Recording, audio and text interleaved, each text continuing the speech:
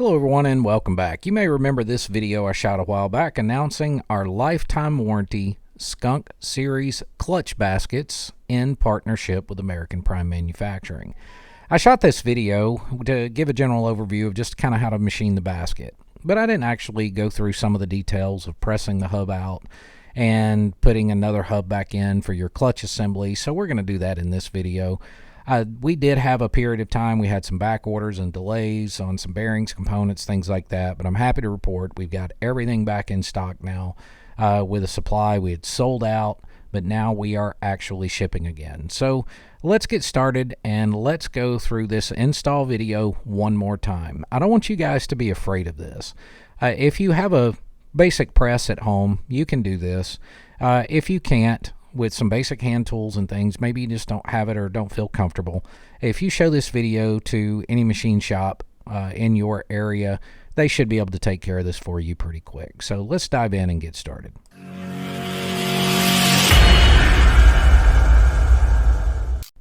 Once you've got the basket removed for the bike, you certainly want to remove the clips from the back of your basket assembly. The clip that comes off of the clutch hub and also the large retention clip that holds the bearing in place. Now that you moved over to your press, understand that the clutch hub is recessed slightly from the basket itself. So you can pull your plates in tight up against the standoffs that hold your pressure plate. Sometimes it can be difficult to make that initial pop of the clutch hub to release it from the bearing. So support as much of the basket as you possibly can when you make your initial press to break that hub loose from the bearing. And then start your press procedure. But the other part of it is understand that your hub is now going to hit your press plate. So once you get it to the point that it's touching the plate, it's a good idea to then spread the plates back apart so that the hub will clear just on the inside of the plates and drop out. And then from that point, you can use a press plug, a thick wall socket, anything like that that'll sit on the splines or at the edge of the hub itself and completely press it all the way out.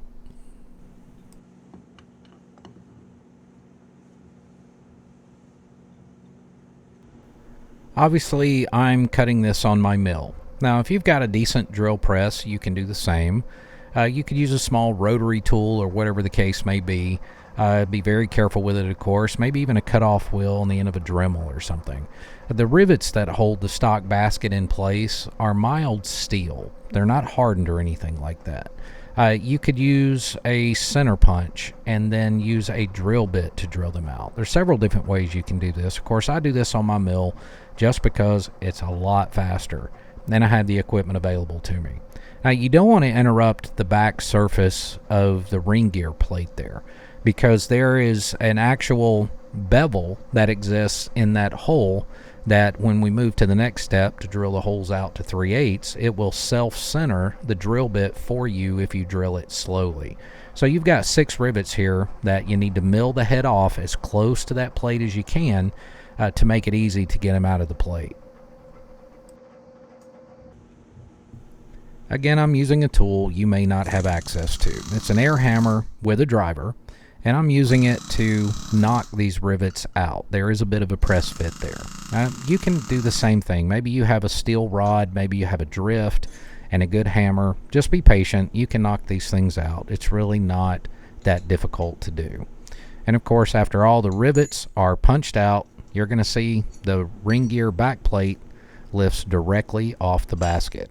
You'll also notice the bevels that exist on the holes. That's going to make it easy for you with a drill press and even a hand drill that you could secure this in a vise and be able to drill these holes out, having that bevel, knowing that the 3/8 drill bit will self-center in the hole. Again, we'll be using a 3/8 drill bit to drill out the 6 holes. I'm sure I'll get some Safety Susan comments here about me not bolting the plate down and such. Just understand, I have done triple digits of these things and I'm kind of used to it. So I would recommend to you, your first time doing it, if your drill press, maybe your bits aren't that sharp, whatever the case may be, it's not a bad idea to clamp this thing down if you can. If you're doing this with a hand drill and maybe it's in a vise, please make sure that you're drilling these holes straight through. You know, you don't want to be at an angle, because that's going to elongate the hole and essentially compromise a bit of that connection point between the back plate and such. Now, after you get the holes drilled, of course, you have some slag on both sides, so you want to make sure to use a countersink and just slightly touch it to restore that bevel on both sides of the bolts. Reduces the opportunity for cracking. Ease of install, make sure the bolts seat flush so you get the clamping load you're supposed to have and things like that. And with that step wrapped up, of course, we're going to go to the parts washer and give it a good bath. Time to test fit our clutch basket. We're just going to slide it into place on top of the basket. It should fit nice and snug.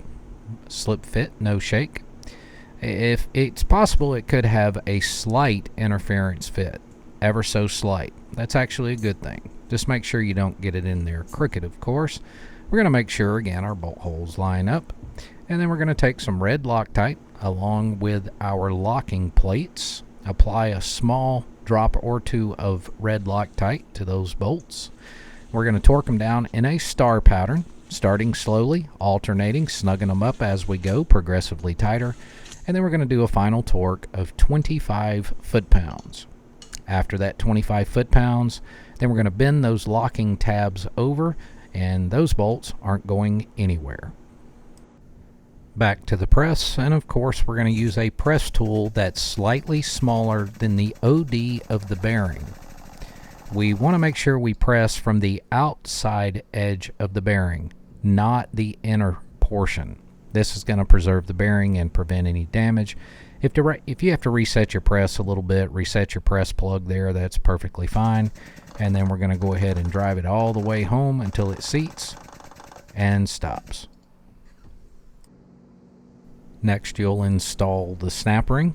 There's a bevel on one side. You always want to make sure that that bevel is facing in this direction up, or let's say toward the transmission, away from your clutch plates, however you want to think of that.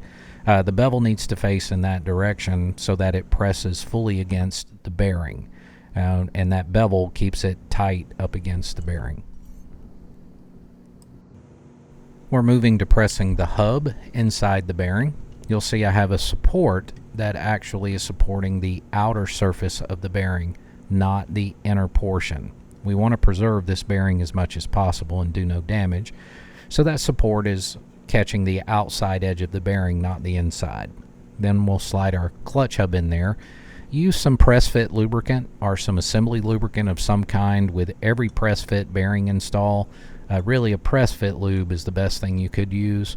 That'll keep from galling into the materials as you're pressing it together. Of course, you want to make sure your press here flat, level. You want to take your time, go slow, make sure you start it square. And once you have it square, you'll notice you can check and actually spin your basket, as you see me doing here, to make sure it's not binding. And then continue the press operation. And while you're pressing, I recommend that you continuously spin that assembly so that you know your bearing isn't binding up and everything's free. It's also not a bad idea to release the press a little bit during your press procedure. Release it a little and then continue pressing again to allow for any flex that may be in your press or anything like that. It kind of lets everything center back up, and you press it completely all the way through until it stops.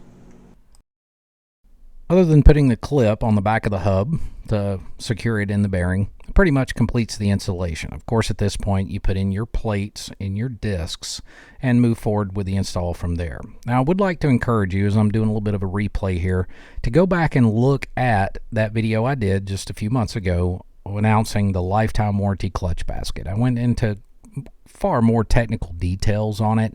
I talked about the engagement teeth that you can see here and some of the best attributes about our new clutch basket, never mind the warranty.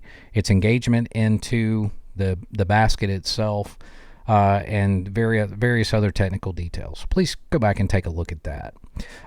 One of the other things is I want to note, when you get these clutches, make sure that when you put the clutches into the basket, you put them in the exact same order and orientation that the clutch plates are removed, okay?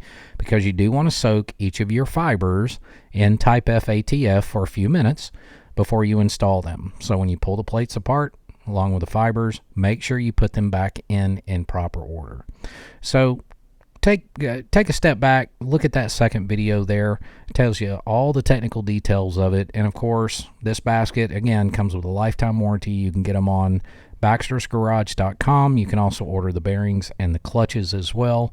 And then, of course, now with this video, you can have the confidence to do this yourself or even find someone locally to do it. Guys, I really appreciate you watching. Thanks for your business. Thanks for your patience. I'm just happy to have them back in stock and be able to ship them. Y'all take care of yourselves and each other. Have a good one.